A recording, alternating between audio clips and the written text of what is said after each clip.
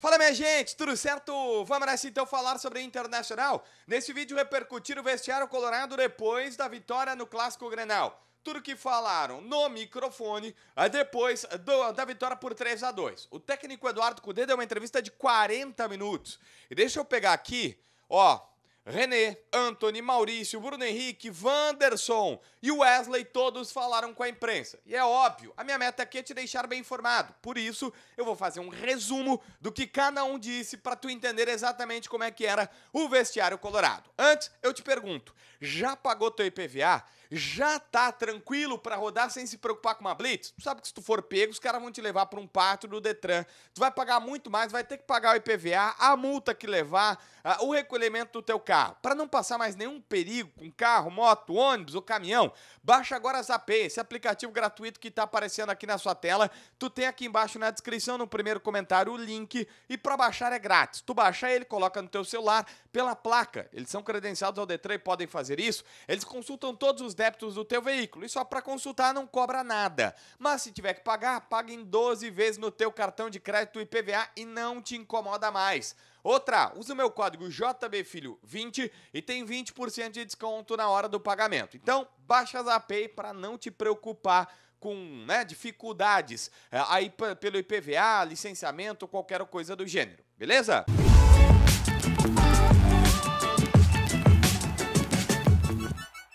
Gente, eu vou começar com o técnico Eduardo Cudê e a sua entrevista. É óbvio, 40 minutos. Mas ele explicou a situação, que o Internacional fez um grande primeiro tempo. E ele acha o seguinte, olha, quando o Inter estava naquela batida do primeiro tempo, ir pro intervalo, pro time que está jogando aquilo, é ruim. E a partir de então o Inter teve algumas dificuldades. No segundo tempo, por exemplo, teve um toma lá da cá, né? Ele disse assim que não era o nosso jogo, um ida e volta, foi a expressão dele. Mas que gostou muito do primeiro tempo e quando as coisas são assim, dá uma parada, volta não tão bom.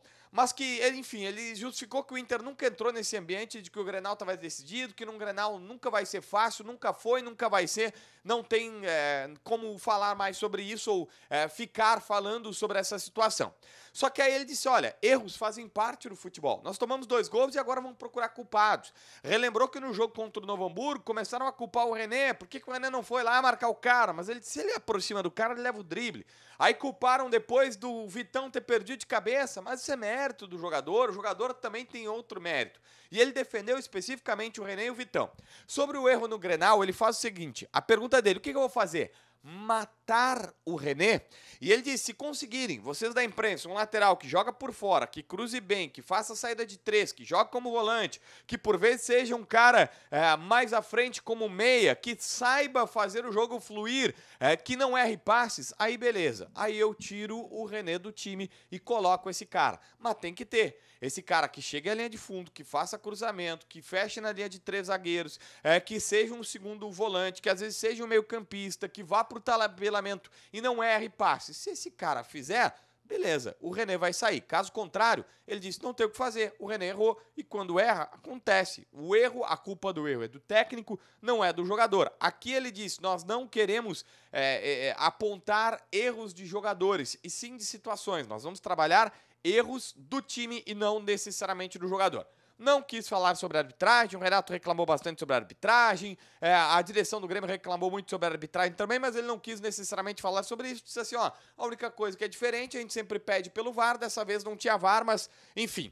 Até contou alguns bastidores curiosos, dizendo que quando o Alan Patrick estava para bater o pênalti, demorou um tempo, ele disse assim, e falava com o Lúcio Gonzalez, seu auxiliar, no vestiário, dizendo, cara, o que passa na cabeça do Alan Patrick todo aquele tempo para bater o pênalti. Mas que o time é experiente, que o time tá bem, que o time mostrou sua força de reação na hora para virar o jogo, mais uma vez, e aí tem uma questão importante sobre ele, dizendo, olha, eles estão acostumando a ganhar, e esse é um vício que ele não quer deixar seus jogadores perderem.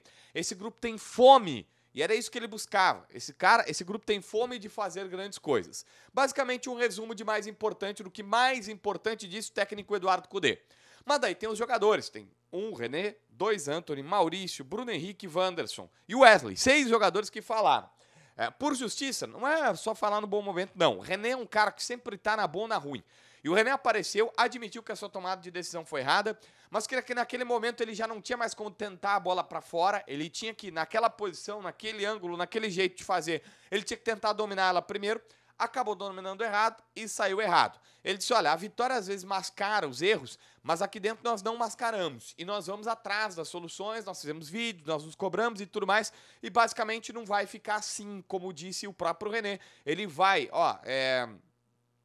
se for falhar e vencer, ele disse, tudo bem, eu aceito sempre levar essa culpa. Mas ele admitiu que há cobrança e que há um trabalho para corrigir as coisas do Inter e que eles vão ver o vídeo e vão ver exatamente o que ele poderia ter feito.